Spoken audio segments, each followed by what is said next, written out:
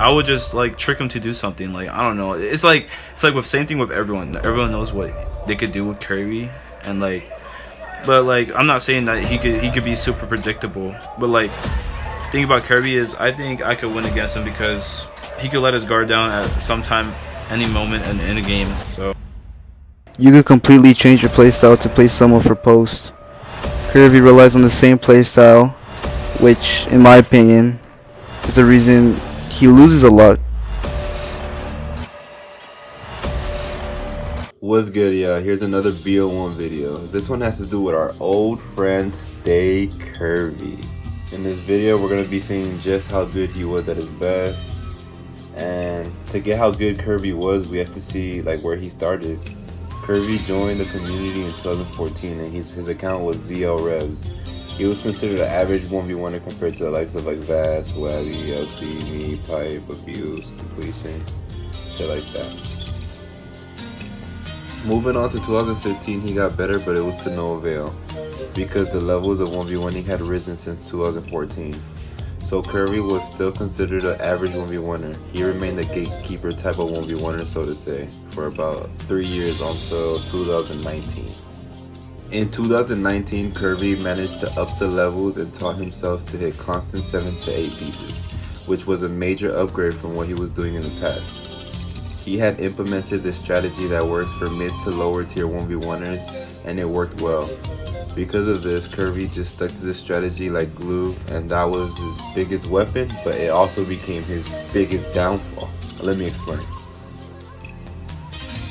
The reason why 2019 is Kirby's prime is because his biggest accomplishment comes from that year.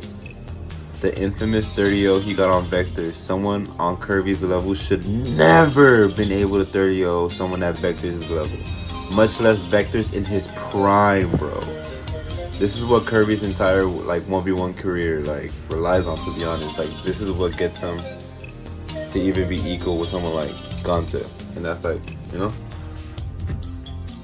But there's always controversy when it comes to this 30-0, because Vector swears up and down that it was in 2020, not 2019, which would mean it happened outside of Vector's prime, which would make 30-0 less impressive. You know what I'm saying? It would make the greatest thing that he's ever done less impressive. But Kirby denies this and claims it was in fact in 2019 Vector's prime. Here's the audio. Kirby, let's talk about how Vector said you didn't 30-0 him in 2019. No, let's talk about did. that. I mean, I talked to Vector yesterday. Yeah, and it was in 2019, right? And it was 2019, yeah. Okay, exactly. He was over here trying to deny that. Okay, exactly. My list is good. So I was watching back some old BO1 podcasts and clips or whatever, and on every interview I noticed like everyone said the same exact thing about Kirby. Watch. I'll let you guys hear for yourself.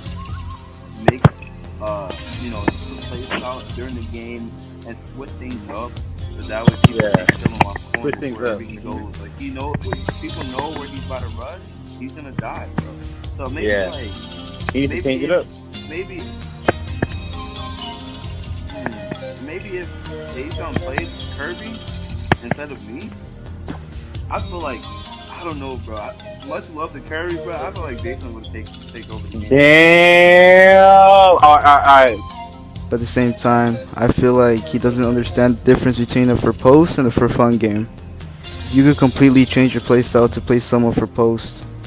Kirby relies on the same playstyle, which, in my opinion, is the reason he loses a lot. okay, so I think that I could win against Kirby because, like, bro, I feel like I have the upper hand, because sometimes I would just like trick him to do something. Like, I don't know. It's like with same thing with everyone. Everyone knows what they could do with Kirby, and like, but like I'm not saying that he could be super predictable. But like, thing about Kirby is I think I could win against him because he could let his guard down at some time, any moment in a game. So This is coming from two 1v1ers who have played Kirby probably over 100 times with no exaggeration to that statement.